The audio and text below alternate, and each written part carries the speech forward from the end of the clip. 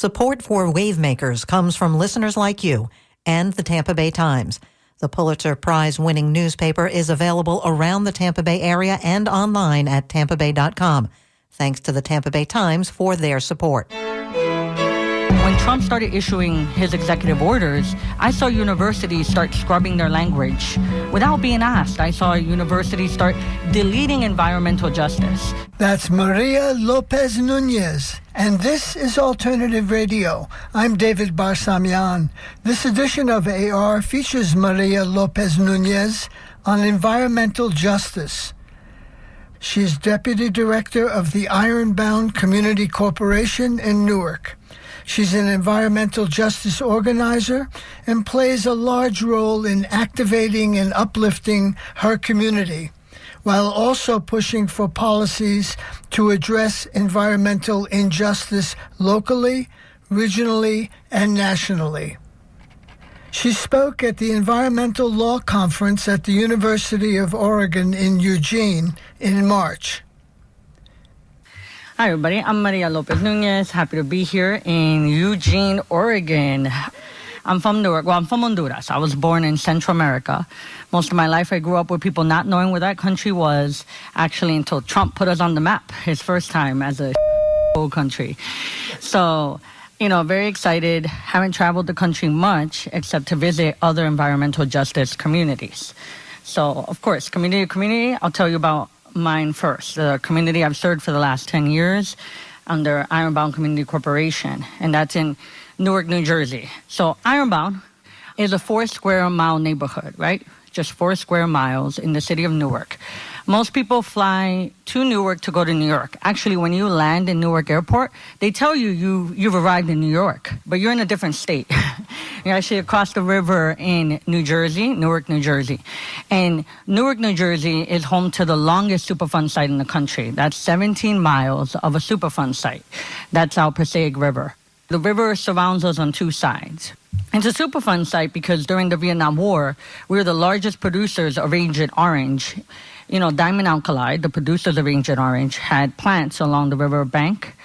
They knew at the time that they had other ways to produce Agent Orange, but they chose to do it in the most toxic way.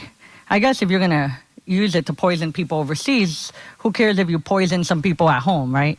No need to do safety. So they were dumping the byproduct dioxin being, one of the most cancer-causing things to human beings, straight into the river. I've talked to many workers that have now rare skin disease. They talk a lot about the white dust that covered everything in the plant. And that white dust would get on the truck wheels and then be wheeled all across the neighborhood. So I used to have colleagues that would swim. There was a swimming pool in the neighborhood at the time. The swimming pool had dioxin in it, eventually having to be closed. There's actually some iconic pictures of neighborhood residents sitting, on their stoop, on their porch. And these people from EPA, newly formed EPA, they're in toxic hazmat outfits, right? Looking like they're astronauts. And people freaking out because they're in T-shirts, right? So we start seeing the divide of the community versus the experts pretty quick in the neighborhood of Ironbound.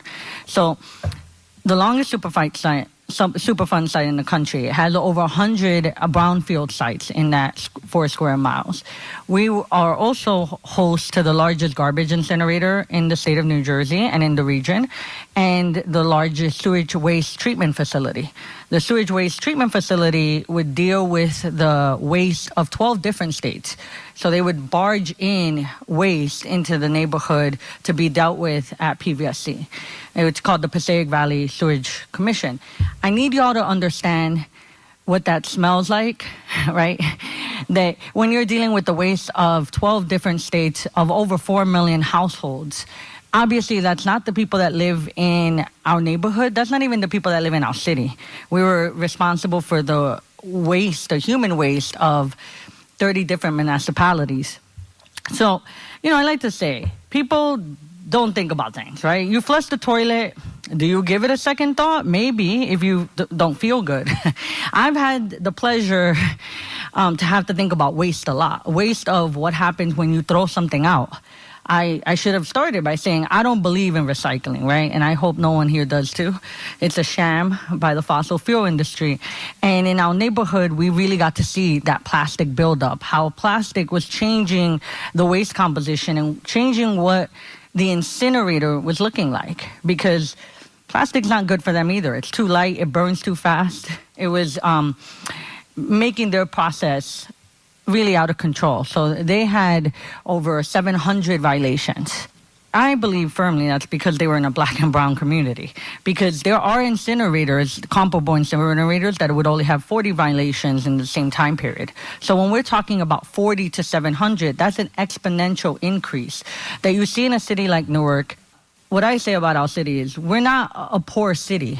I hate a lot of environmental justice is often this conversation of pity, of, we need to have empathy and sympathy for people that are in bad conditions. I saw it as a story of theft, right? Of theft of our resources and our human potential. Most of the people making billions of dollars off of our city's resources and land, they didn't live in our neighborhood. They didn't even live in our city or even close by. So Superfund site, the largest incinerator, the largest sewage waste treatment facility on the East Coast. And then we were also home to the largest port on the East Coast, right? The Port of Newark and Elizabeth is where 80% of the consumer goods in the Northeast come through on, these huge ships from Asia, so that we can all purchase all our crap, right? So when I think about that, when I think about everything from the dollar store to Fifth Avenue coming through our neighborhood, I think of all the money that just runs by my neighborhood. So it was interesting to be part of an administration that was trying to change that through Justice 40, right? So for those of you that don't know, Justice 40 was an attempt, a guidance, if you will. I've learned the difference between mandatory and guidance, right? But a guidance that 40% of our resources should go to 40% of the population that is of color, that is marginalized, low income, neglected communities. Look, I'm not a linear thinker, so you're going to have to come with me on this journey. I hope I won't bore you. That is one of my rules for organizing. Don't be boring. And I would say most of the environmental field, it can be kind of boring. It can be kind of boring to listen to. You glaze over and community members stop listening to the organizer at the front of the room, because our strategy for too long has been to shock and awe people, to make them afraid, right? In our small neighborhood, our organizing revolved around being friends with people. Very revolutionary. Making your neighbors your friends. Making it so that your neighbors want to hang out with you, that not every time that you're knocking on their door are you coming to them with a problem to solve. Of there's another thing coming into our neighborhood. So longest Superfund site, the garbage incinerator, the Port of Newark, and Elizabeth. And then we were home to 3 power plants. And as of today, we are about to be home to 4 power plants in a 4 square mile neighborhood. So when I think about that, I think about what our neighborhood looks like. You would say it's mostly industry and then a little bit of people squeezed in there. And how I think I started making my mark in environmental justice is just because right place, right time. Anybody from a community could end up on a national circuit or being appointed to the White House. I think it's because, as we partnered with lawyers and academics, it was so important to fight for our space as the community voice. I mean, you have no idea the insecurity to have to speak to a public interest law, environmental law conference to say, well, I don't even have an advanced degree. I do organizing, and I've been at the White House quoted as saying regular ass people. Like, that's who we need to fill these rooms with, not just have rooms that are exclusively of lawyers or exclusively of academics. While I was helping serve under the Biden administration, I was seeing that the rooms were too exclusive. It was filled with professional advocates, quite frankly. Where do we have the real reflection of, who is in the room with us? Are there people that we don't know? Are there people that don't look like us and that have different life circumstances? Because if they're missing from the rooms, we're kidding ourselves to think we're going to go find them later, or that somebody here knows them. Because if if you know them, why aren't they in the room with us? So I have a lot of rules for organizing. I'm just going to sprinkle them in whenever. But like I said, one of them is definitely don't be boring. I think it's a criminal sin to bring people out to an event and then bore them to death. I would say don't be dumb. And I struggle with don't be dumb. Don't be dumb for me means if you don't know, don't pretend you know. That's what dumb is to me, right? When people pretend that they know something or pretend that they know a community because they know one sort of like it.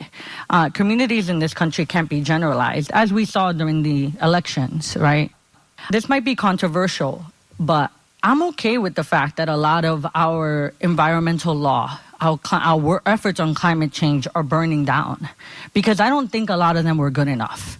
In 2019, I was part of passing the country's strongest environmental justice law.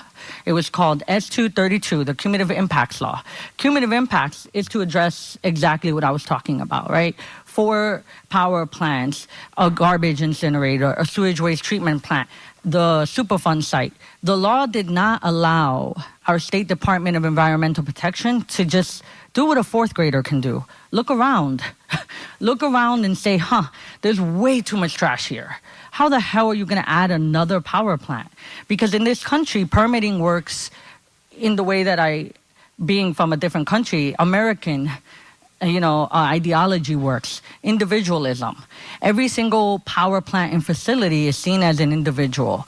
Or is that individual facility going to go right up to the permit limit? It doesn't matter who's around them or the context of the neighborhood in environmental law. They're judged by themselves. They're not judged based on in a contextual nature to look around. The best we had was maybe there was a cumulative impact assessment. So many of our laws stop at assessment and then leave things up to the discretion of professionals. Professionals who are often white, who are often, from privileged background, who may have never stepped foot in our neighborhood. If they could step foot in a neighborhood like Ironbound, they could see that you can taste the air. You should not be able to taste the air in the way that we can, which is, is that garbage? Or, I forgot to say my favorite. We're home to a fat rendering plant in Newark. For those of y'all that don't know, fat rendering is like they take animal carcasses and they boil them until the fat separates from the bone, so that we can, engage in all sorts of beauty products, so that you can get your gelatin for your gummy snacks, all sorts of products. It's called Darling, and that really was quite a smell. Became my favorite because it's the easiest to report, right? It smells like a dead animal that was being shipped on these open containers. So we would often in our neighborhood see the dead animals. They would spill all over the place on their way to the fat rendering plant. And that's what the kids in our neighborhood have grown up with. So when I think about our neighborhood, it is generations of kids that are impacted. When I think about our laws that, we set goals that will be achieved in 10 to 15 years. To people doing the work that I do, that's generations of kids that are going to grow up in the same conditions, because things do not move fast enough. We let the law play itself out. I have been sitting across lawyers countless times where they're like, hey, this seems great. They're going to phase out in 15 years. And I'm like, we have different priorities. This might look like an excellent settlement to you. For the people in our neighborhood that I am accountable to, who used to know my address, right? And I would bump into in the supermarket. I can't come back to them and say, your problem will go away in 15 years. With the Cumulative Impacts Law, first off, it mandated that if a community was low income or language isolation or more, or it was 40% people of color or more, that probably indicated some sort of political vulnerability. And as we know, New Jersey's nickname is the Garden State, which makes no sense if you've been around New Jersey. But for the Garden State to be real, a place like Newark has to exist, right? Which is where you dump everything because of zoning. All the industrial cities, which is where the majority of black and brown people existed in our state, that's where you have the heavy industrial zoning. And so under that law, the Department of Environmental Protection has to take a further look in to see if a facility will contribute to the excess burdens, right? If they're actually going to increase that totality of burdens that are happening because of the different facilities. So what was interesting about that, first off, big fight to get those numbers down, to make sure it wasn't like a preposterous number. I believe industry wanted it to be like 70%, which would have been hyper segregation, right?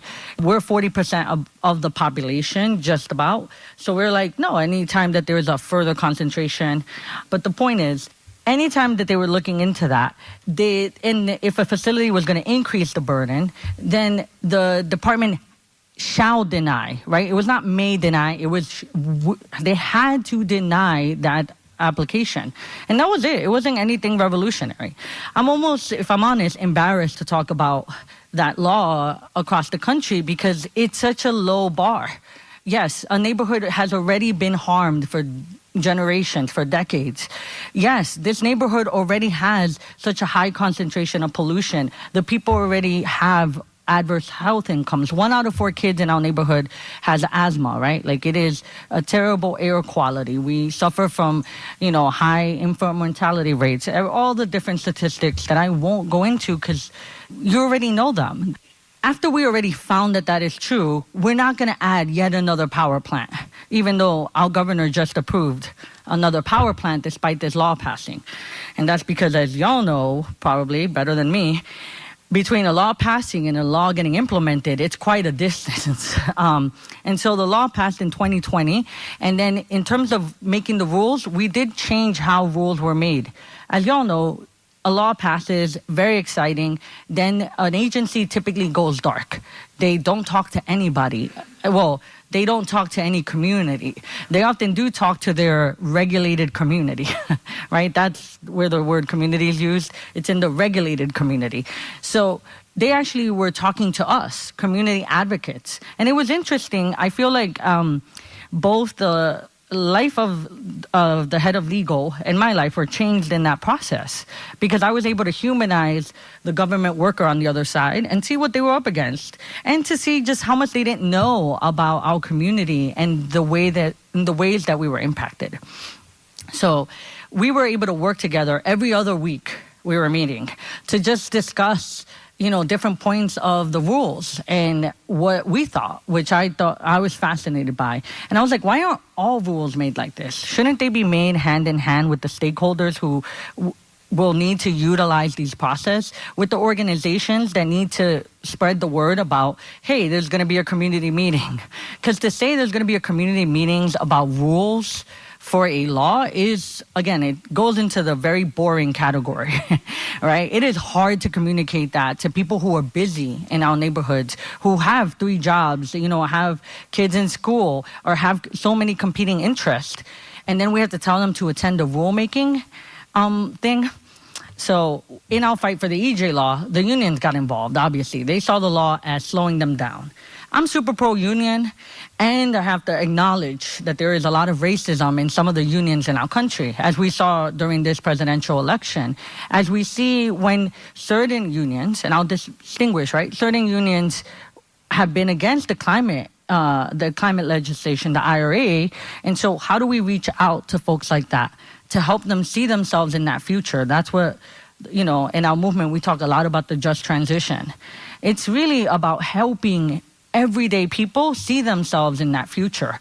Because I have to acknowledge that when we talk about the Green Revolution, it doesn't even sound like it involves people from my community. It doesn't really even look black and brown. Forget about, working class white American. It looks elitist. We've been sold, somehow Tesla went first, and now we see that all the horrors that are being committed at the White House.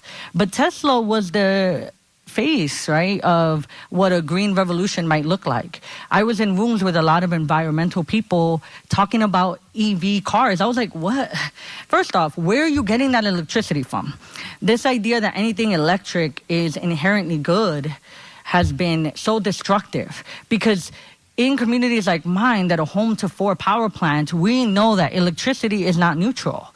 Until we transform the grid, we're not going to be talking about electric appliances and cars. Like, we are, kind of too far ahead in the story when we have to have some fundamental changes to the system. Let's see. In terms of organizing, please, A, I hope you remember, don't bore people. 2, don't assume that you're going to trauma bond with them because things are so bad. When we were fighting the sludge processing plant, our campaign slogan was stop shitting on Newark, right? Like, just cut through the crap, man. Say what it is. Say what it is and say it directly. Don't try to flowery language it. So many people are afraid to say what's really going on or how bad it is. You don't want to sound inflammatory, right? But I'm like, then you sound inflammatory in a very, kind of almost waspy way where people are like, wait, is there a problem? Because there's too many formalities, right? Too many disclaimers and qualifications for the statement instead of just stop on Newark. Why did I say that? Because the head of the head of PR for the sludge processing facility, he said it, he had the audacity to say in an article, the way that they decided to come to Newark is they followed the feces, And so to be part of a neighborhood where people have the audacity to be quoted in a paper saying they followed the feces, I saw it. I was like, perfect. Thank you. A perfect organizing opportunity. So we had very clear language. And that made it so that the politicians who were not on our side, they were like, hey, this isn't that bad. Like, first off, don't assume that politicians know what they're talking about. I would say, like, put yourself in a politician's shoes. There's a crowd of people, and I call us the pitchfork crowd. And I am a proud member, of the pitchfork crowd. But I acknowledge that if you're facing a pitchfork crowd and everyone at a community meeting wants to, like, spit at you and be, yell at you for things that may or may not be in your jurisdiction. That's a big thing that I try to teach our community members about, like, let's all learn together, because I don't know always, right, of who are we complaining to? Do they have the power to change it? Because so often we're not complaining to the correct people, and so that leads definitely to a lot of frustration. 2, how do we build relationships with those people? Yes, they're expected to serve us. They're public servants. That's what they signed up for. Sure, we can say that.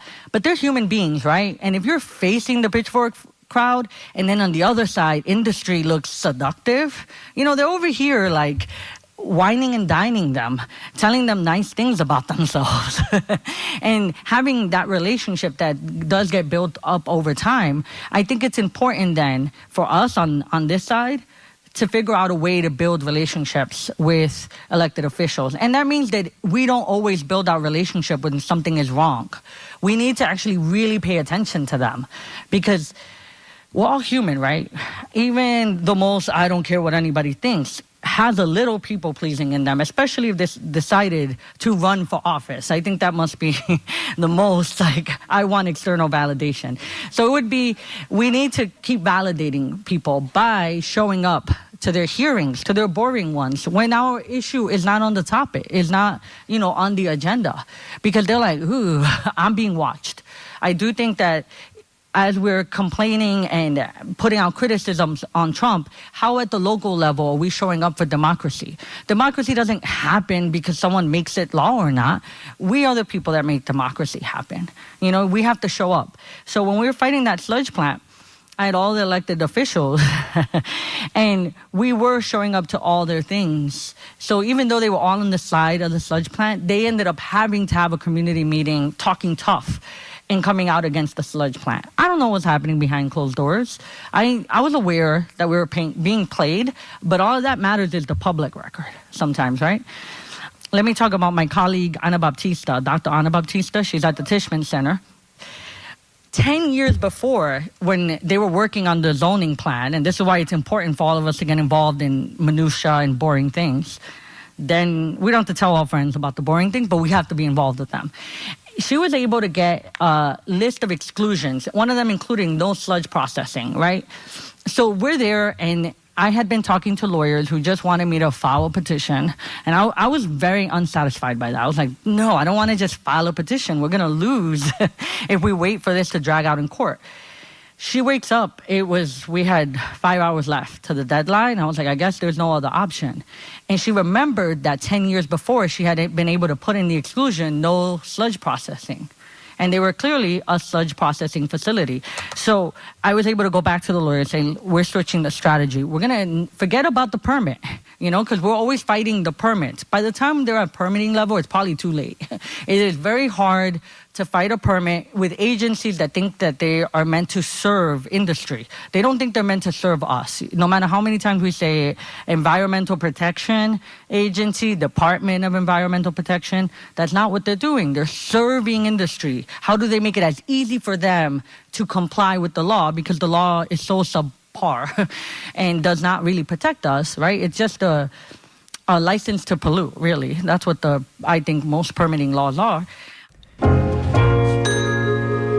You're listening to Maria Lopez Nunez on environmental justice. This is Independent Alternative Radio. For copies of this program, call us 1-800-444-1977 or online our website, alternativeradio.org.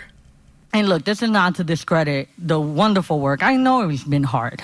But for communities like ours, we've been failed by Democrats and Republicans for decades, So when I think about environmental justice, we're not terribly shook about Trump because it is more of the same and just somehow unveiled, right? Like I often don't know, is it better for you to look like my friend or act like my friend and betray me or just be outright betraying me?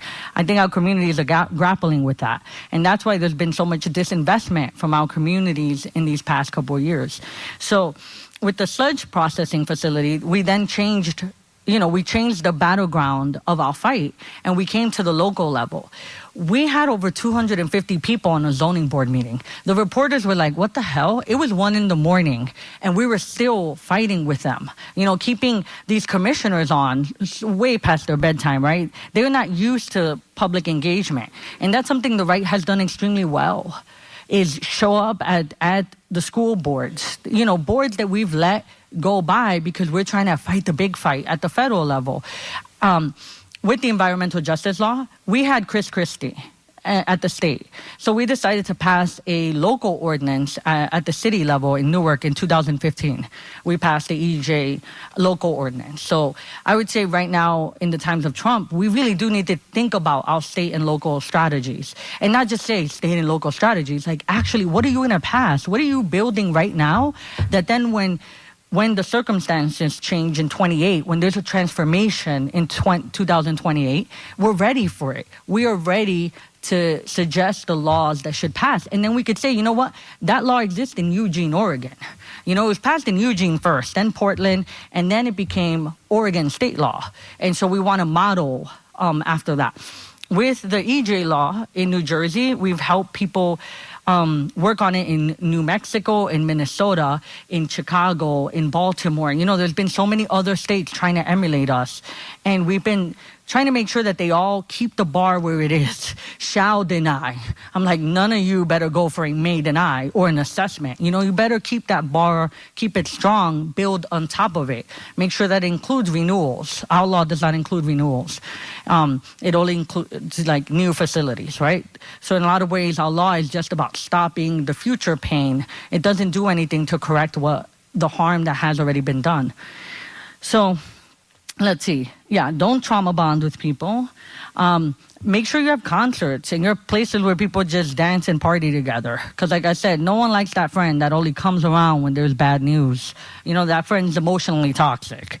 So don't be that friend if you're organizing. That also means that if you're an academic or a legal scholar or a lawyer that's working with a community, don't just show up to the meetings about the bad things. Show up. And hopefully they're a good community organization, but that they are doing things that bring people happiness and that serve people's other needs. In my bio, it was talked about the Compassionate New Jersey law. I'm fully environmental justice, but we were working on making sure people weren't getting evicted. Because guess what? When people don't get evicted because of the work you did, they're going to show up for you for a hearing. That's how I was able to get, hundreds of people to show up to a rulemaking meeting. And that surprise, I mean, I had union members following me into the bathroom, trying to intimidate me and make me back down with the EJ law. I've had my house broken into, my tires slashed, my dog let out, right? Like, industry doing just enough to let me feel insecure. I come from a country where environmental advocates are just shot in the face. So I'm kind of okay. I'm like, hey, you know, we're in the U.S., you probably won't kill me, and that feels pretty good. So I think we should all feel a little sigh of relief. We're, as bad as it's getting in this country, we need to always remember how much worse it could be. We are not there, you know, so let's not feed into this fear thing that I see happening of like, this is the worst. We're already in fascism. It's already Nazi. I'm like, no, it's actually not there yet. And saying that it is, right, and contributing to a little bit of all that trauma that gets, you know, echo chambered around us is not helping. How is it that we're sharing the light with each other of what's possible, of what's not happening here, of the atrocities that do happen to advocates in other countries? Because I would venture to say most people, including myself, hey, I was raised in this country. I came here when I was 2. So I look at my mom's degree of toughness and I'm like, as tough as I seem, I'm pretty soft. And so I think it's really important to keep that perspective, that global perspective, because we owe a responsibility to the people in other countries to make sure it does not get that bad here, to make sure that in the belly of the beast there is resistance and that we're not going passively into the night. And that's where I believe a lot of the folks in this room, you have such an important piece to play. Because when Trump started issuing his executive orders, I saw universities start scrubbing their language without being asked. I saw universities start deleting environmental justice. To be part of, first off, I was pretty proud, actually, that as a movement, we've gotten to a place where there is a president trying to erase us from history. Environmental justice, when I started, was not popular, okay? Even with the EJ law, I had Greens being the mainstream organizations, and I'll name them, right? They can call me. They know my number. National Resources Defense Council, Sierra Club, even my friends, Earth Justice. Like, a lot of them didn't fight with us because they didn't think it was politically feasible. A lot of the mainstream organizations were willing to sacrifice communities at the local level for the greater good. And we're never going to get anywhere when you start talking about sacrificing real people for this greater imaginary tomorrow, right? With the envirals, we had a fight over carbon credit, creating like a crazy Wall Street of pollution that somehow was going to incentivize the people that created a problem. That's how I would explain tax credit. It's, you know, they're like, no, it's a necessity. Bloomberg said so. Cool. But I would say in my neighborhood, those types of things never work. I don't want to carrot my way into compliance with people who are trying to kill us. Because in our neighborhood, it's very clear. The industry wants to kill us, right? They put toxic chemicals, they put arsenic, mercury, dioxin into the air. That means they don't care about the kids who have to grow up in that neighborhood. That is not negotiable for me. So when it came to the Transportation Climate Initiative, another brilliant idea by mainstream environmental organizations, that they were going to do some like fancy formulas, control the price of gas, and don't worry, somehow industry wasn't just going to pass that on to the consumer, which I was like, that ends up being a gas tax. Like, you just gave me a whole presentation and I just heard gas tax. And in our neighborhood in Newark, right? Newark, so y'all know, it used to be white. Once upon a time, it used to be a white, affluent neighborhood. It was going to rival New York City, right? Because it has a great placement. It's on the bay, and it has a lot of access in and out. It didn't end up being that. It ended up being like second city in that area. But industry started landing there because of the river and that access. About 50 years ago, there was what we call the Newark Rebellion. Outsiders call it the Newark Riots, right? It was the time of another racial reckoning in this country. Because I would say we go on the merry-go-round on racial reckonings. And I knew in the uprisings after George Floyd that we were on one part of the racial merry-go-round and that it would come to this moment again. So the Newark Rebellion caused a lot of white flight from our neighborhood, and that caused a lot of disinvestment. And so in our neighborhood, there is a tension of like people need jobs because people do. I would say that no matter what, your background is, race, gender, nationality, sexual orientation, people want to be able to support their families, right? We need to erase the idea of freeloaders. And if there are such a small percentage, don't stress about it. Like people want to do good. I do fundamentally believe in the good of all people. And so if you believe in the good of all people, you have to acknowledge that there is a tension between economic development sometimes and then, unfortunate, there are resources around them. And so it has led our city to be in a precarious situation, to have to consider industry in exchange for jobs. And actually, that's often how we get held hostage, is by industries promising jobs. What's great for me is that a garbage incinerator doesn't have a lot of jobs. I can prove that. I can prove that that power plant is only going to have a couple of engineers, especially now. Technology runs it. But if we don't acknowledge that tension, if we minimize it, we isolate a big segment of the people that we're hoping to serve in a community. Because everyone wants a walkable downtown with flourishing business and things to happen. With the economic thing, we did manage in the rulemaking to make sure that economic was not a compelling public interest. Because, obviously industry wanted there to be exceptions for a compelling public interest. And we're like, yeah, compelling public interest means it benefits the host community. So if it's going to be a sludge plant, it better only deal with our sludge, not 12 states. So that was a pretty good thing about the law. And in case you're wondering why the fourth power plant, it came in before the law. It's a power plant I've been fighting since 2014. So not bad that we dragged it out for about 10 years. They just got approved, and we'll see if their financing holds true, because all of their plans are from more than a decade ago. The reason for that power plant, actually, and it's something everybody needs to watch out for, is because the sewage waste treatment facility, when we had Superstorm Sandy, right, which, yeah, hurricanes in the Northeast should not be that big of a deal, and it wasn't a hurricane, it was just a superstorm, but because our infrastructure is not set up, that we're not Florida, we're not set up to manage all that amount of water.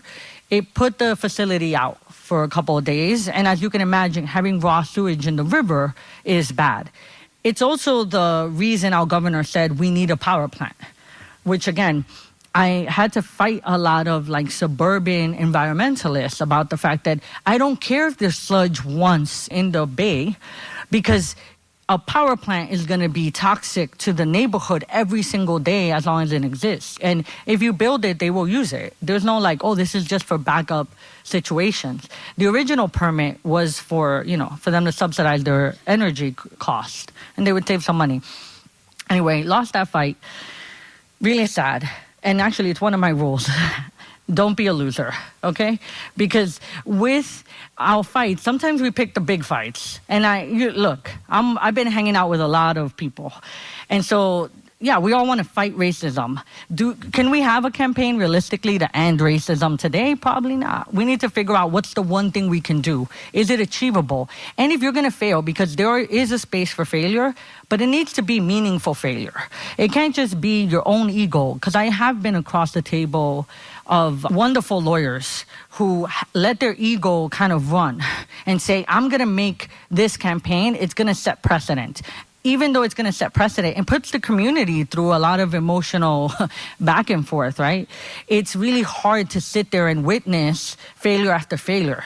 For communities to trust us, we can't be losers, because no one wants to hang out with losers, right? I would say that's a pretty good thing that's shared across people, that if you feel like someone is constantly failing, maybe you don't want to associate with them. So how do we pick fights that invigorate our base, that invigorate our communities? If they're going to fight, it's a wonderful, spectacular fight, like Stop Newark. With the fourth power plant, we had a lot of fun with the governor, who was originally just going to push it through. That was about 4 years ago, and he was going to push it through right after Christmas because he thought we weren't paying attention.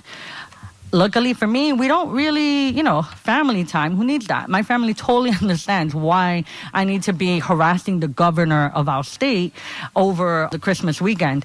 So we were able to get the governor to back off and, again, delay it for 4 years. I think of every 4 years as a generation. When a kid grows up breathing in that air, even if everything else works out in their life, they're going to be scarred by the air that they breathing in when they were a little kid, because little kids breathe faster than us. So they are more vulnerable to air pollution. You know, I've been doing this organizing thing since I was a kid. I was raised by a woman from Central America who wanted me to someday go back home and lead the revolution. That did not happen, obviously. I'm here in Eugene, Oregon, hopefully not too far from the revolution. But, you know, I did get rooted in place. And actually, I didn't even take to environmental justice at first because I didn't see it as, I didn't know that there was such a thing as environmental justice.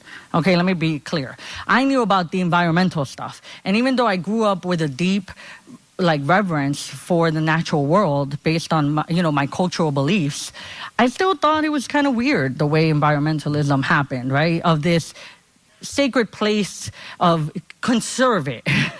Don't interact with it. I was like, that I don't relate to that. That's weird. That nature is somehow separate from us, not something we are of. I'm like, we are part of the natural world, right? So already there, environmentalism felt not for me. I thought it was a soft issue or maybe nice to get to issue, because in the community I grew up in, people were getting shot and evicted, right? There was police brutality that I could witness. I grew up being scared about my family crossing the border. And I want to be clear about this. People, at least, a lot of the people I saw immigrating, they weren't really looking for a better life. It was American imperialism that was ruining our countries. Because as far as when I think about my country, it's paradise, right? It's people go vacation in a lot of our countries. But they get access, the tourists from America or Europe, they get access to parts of our country that we don't. Right? We don't have the resources. Resources are extracted by international corporations. And then we're left to have to figure this out. So, of course, we come to the source of where, if you follow people, you're following the money back to the U.S. It was really tied to my journey into environmental justice. I thought all those issues came first. I didn't realize that there was a movement that cared about all the issues together, that saw us as holistic human beings. And that is what environmental justice is supposed to do. Now, under Biden, it became really weird because all of a sudden environmental justice was on the national, at the forefront of national politics. And I was really proud that the president had even spoken about our movement, that we were able to get the White House Environmental Justice Advisory Council off the ground, right? So that council, I guess there used to be the National Environmental Justice Advisory Council, NEJAC, and that only advised EPA. But that's actually a siloing of environmental justice, when environmental justice is supposed to be about the other departments too. I was so excited to think that Department of Transportation, Department of Labor, Department of Justice, that they all had to consider their role. I mean, you think about the toxic legacy left behind by military sites. You think about how, transportation is at the heart of civil rights, right? Of people being segregated from on a bus. So it was exciting to be able to have all departments, have a holistic vision. I loved the whole of government approach, right? I never thought that I would have so much excitement around the presidency of a, pretty old white guy, but his approach to environmental justice, his administration, because that's the thing too. I don't believe in kings. It wasn't Joe Biden. It was all the staff around him, right? It was everybody that got to serve in that administration. That what was powerful about the last 4 years.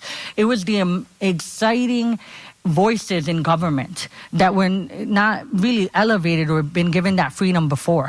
And I would say there was more diversity and excitement in Biden's administration than even in Obama, right? More uplifting of regular communities, because that's what Justice 40 was. It was a place for even neglected communities, because I got asked by reporters a lot, what about poor white communities? I'm like, poor white folks have always been with us in the environmental justice movement. Because again, the environmental movement doesn't serve them either. They get left out or sacrificed or seen as backwards because they're attached to coal. But you're attached to the livelihood of your neighborhood.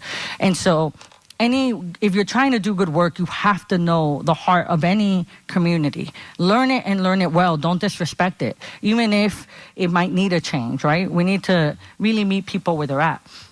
And so being elevated to the WEJAC was incredibly exciting, right? To think that someone from such a neighborhood-based perspective could have something to offer in a national forum across the country. And I think the solutions are actually from the very bottom all the way up. We have to go bottom up. It's never going to be top down. So we can't get too hung up on who is the front person. We have to always look at any politician, who's the team around them. And we're seeing the disaster team around the current administration, right? But who's the team around any of the leaders that we're going to put forth? Because I'm excited that, hopefully I'll be an attendee here in 4 years, and we'll be having a completely different conversation about how excited we are to go fight for the person, not how we're going to go fight against Trump, because I think that's always been the problem. I don't want to fight against Trump. I don't want to fight against Trump's followers. I want to fight for somebody that's exciting and inspirational, right? Who tells things like it is. We do need to take some of that, and not tries to sugarcoat things.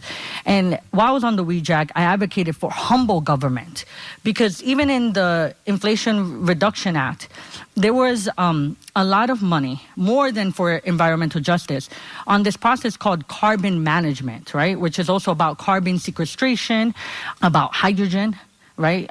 And so carbon sequestration is, sucking carbon out of the air, and then we're going to let technology somehow put it into the ground, and then we're going to hope it works. And I'm sure that there's a lot of scientists. I mean, I was briefed by a lot of scientists that were like, this is a great thing. And don't worry, we've accounted for everything. I was part of a panel where the biggest consideration was not to prevent accidents. Because my thing is, sure, maybe CCS works someday, but we don't have that type of time, right? For a technology that is unproven, a technology that would be experimental. And guess where it would be happening? Black and brown communities that are host to big oil and gas, right? That's where you're going to be sucking up the carbon. Then I found out that you suck up the carbon, that's EPA's problem. But then when the carbon is in the pipe, that's Department of Transportation. And then that's PHMSA. And I was like, oh no, there's 10 different regulatory agencies for a community to have to navigate their way through to hope that things are okay. And there was actually examples like in Kalamazoo where the pipeline leaked. And then there were people who passed out because carbon is an asphyxiant, right? It makes you pass out. I got to read firsthand accounts from responders who showed up to a scene and the cars were turned off because the air to the engine stopped and the people in it were passed out. I was like, that's the beginning of a horror movie, isn't it? And of course, it would be a horror movie brought on by human arrogance of saying, we got this. I have gotten to hang out with very powerful people who, at our foundations, they were just like, that's human error. Every, nuclear disaster has just been human error. And I was like, interesting. They're like, if only we had a better process. And I'm like, shouldn't you build in human error? Because human error will always happen. And so maybe keep those fixes apart. During the WEJAC process, we did have 2 series of recommendations on carbon management, against carbon management. Very clear. Carbon management is not the way to go. We're wasting our time if we think we're going to solve climate change through, a complete belief in an experimental technology. Technology is not going to save us. What's going to save us is relationships to each other, of making sure that we're able to build a successful future, right? That we stop picking fights that don't make sense because of our own egos, and we pick fights that make sense to the people, that the people are behind you, that they're invested, and that because when they're invested, and fighting should be fun, because what else is there to lose? The other side wants to kill us. I think they've made that very clear. So if we're going to fight back, we should fight back like people who have nothing to lose. We can't hang out at home waiting for them to come for us. We need to be with each other, making this as fun as possible. And actually, that's what I was able to do. I got this wonderful opportunity a few years ago through the Tishman Center. The Tishman Center had a fellowship for environmental justice leaders. And what was radical about it was there was no agenda. It was, first off, we were able to be with other leaders, which, I was running the environmental justice work at Ironbound at the time.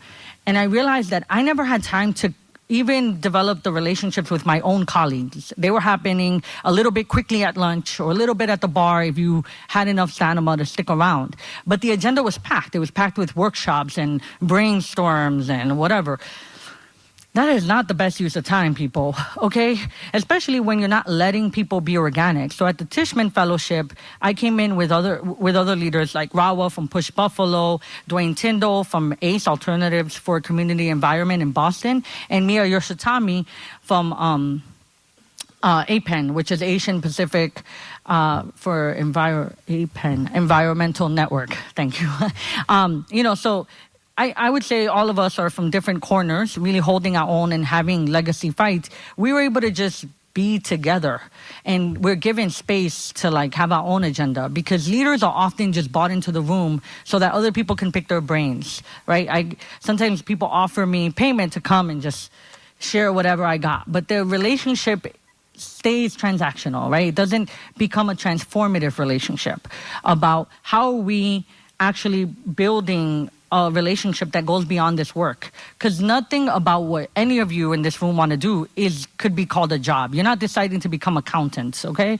You're deciding to change the world, right? Because policy is about making the world in your image, in the image of the community and the values that you see. So we need to make sure that the people we're changing policy with, that we actually know them as human beings. We know what are their values, and we are building with people we trust and feel good about, right? Because if you do lose, you want to be with people you trust and you feel good about.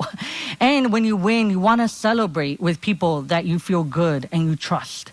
And now more than ever, we're going to need those bonds that hold us together, right? Because all this terror and fear on different attacks, because they've got us segmented into different parts of our identity, right? Into our sexual orientation or our nationality. And then we're here having conversations about language when we need to be having more global, holistic conversations about, what is the world that we want to see. And as government burns down, we need to think about how we're going to rebuild government, the government that we deserve as people. And the only way to know that is by listening, to people and having conversations with as many people as possible, having rooms that are filled with people you've never seen before. And this might sound like I'm telling you to reach out to MAGA, okay? So let me be clear there.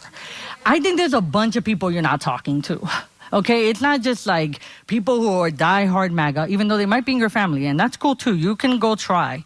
But I would say that most of the time organizers focus on the extremes, and then we leave out all the people in the middle. And that's so many people in the middle.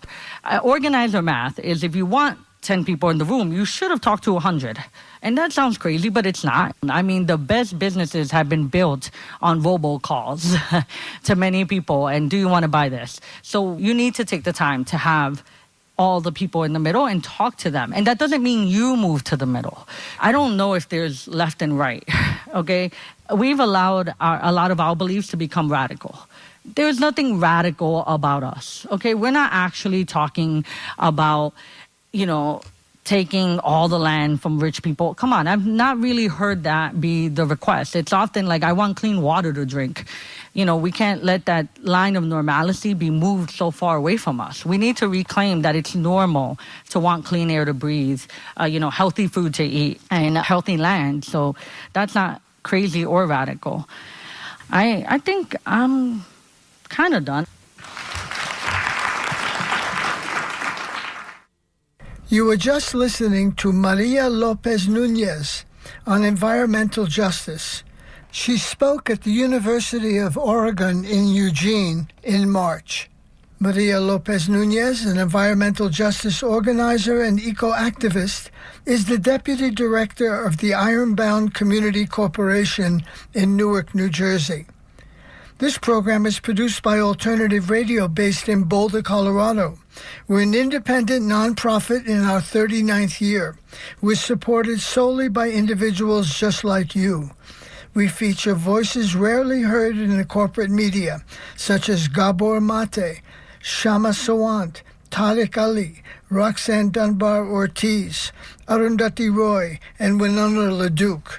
To access our complete audio and book catalog, just go to our website, alternativeradio.org. Again, our website where we are podcasting, alternativeradio.org. For copies of today's program, Maria Lopez Nunez on environmental justice, and for the Howard Zinn classic book, A People's History of the United States, call us 1-800-444-1977. We're online, our website, alternativeradio.org. Matt Laubach recorded the program. Joe Ritchie is our general manager and editor. I'm David Barsamian. Thank you for listening.